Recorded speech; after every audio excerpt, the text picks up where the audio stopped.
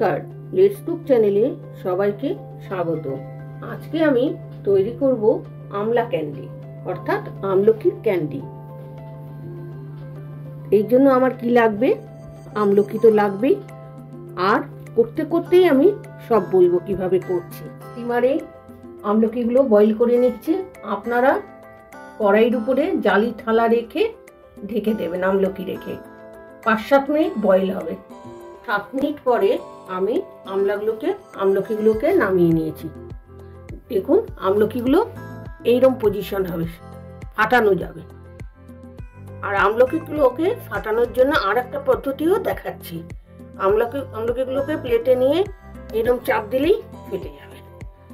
তারপরে এগুলো পুরো ছাড়িয়ে মিক্সিতে পেস্ট করে নেব। আগে সবগুলো ছাড়িয়ে নিই এক এক করে। আমার আমলকিগুলো সব ছাড়ানো হয়ে গেছে। দুভাবে আমলকি ছাড়ানো দেখিয়েছি, আপনাদের যেটা সুবিধা হবে সেইভাবেই ছাড়িয়ে নেবেন। এইটা কি বলেন তো?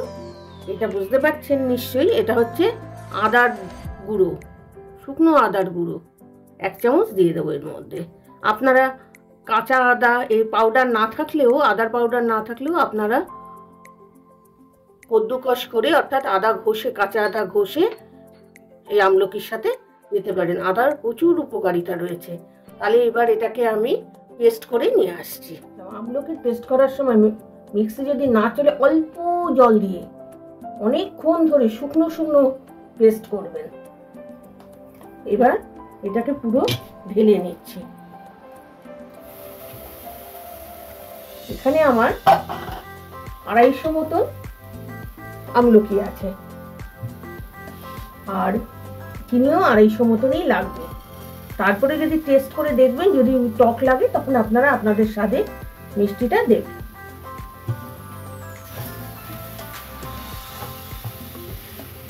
এবার এটাকে ভালো করে নাড়তে হবে। এই আমলকির ক্যান্ডি না সারা বছর বয়েমে রাখা যায়,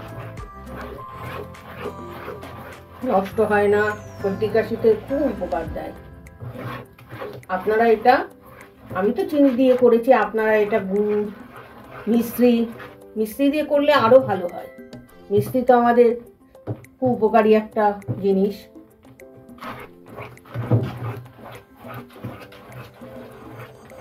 এবার আমি এর মধ্যে দিয়ে দেব একটু বিট লবণ, অল্প করে।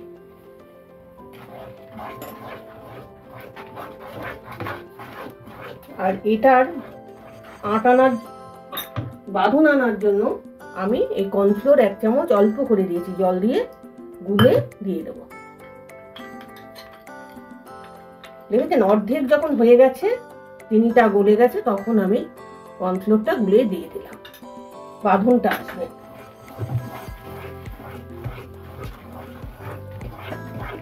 এরপরে আমি লেবু অর্ধেক টিপে দেবো, রসটা দিয়ে দেবো, অর্ধেক লেবু। আপনাদের পরিমাণ অনুযায়ী আপনারা দেবেন। এতে টেস্ট তো ভালো হবেই, আর এর জমতে চিটচিট জমাটা হবে না। বুঝলেন আমলকিটা কত ঘন হয়ে গেছে ফ্রাই প্যানে। এই পর্যায়ে শাইনিং এর জন্য ক্যান্ডি আমি 1 চামচ ঘি দিয়ে দিচ্ছি।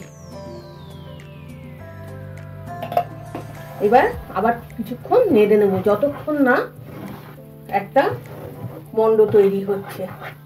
মন্ডটা তৈরি হয়ে গেছে, ফ্রাই প্যান থেকে ছেড়ে গেছে। এবার এটাকে জমতে দেব।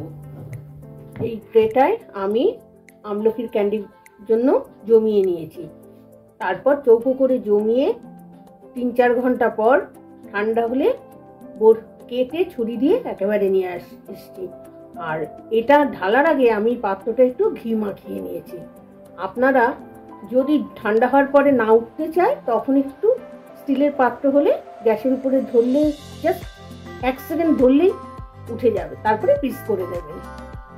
এবার আমি এই ক্যান্ডিগুলোকে, দেখুন ক্যান্ডিগুলো কি সুন্দর হয়েছে। আপনারা আপনাদের সাইজ আপনাদের মতন করে কাটবেন। এবার আমি এগুলোকে একটু এয়ারটাইট কৌটোয় রাখতে হবে, নইলে কাচের বয়মে। আর চিনির গুঁড়ো কোট করতে হবে। তাহলে এক এক করে আমি সব চিনির গুঁড়োতে কোট করে নিচ্ছি।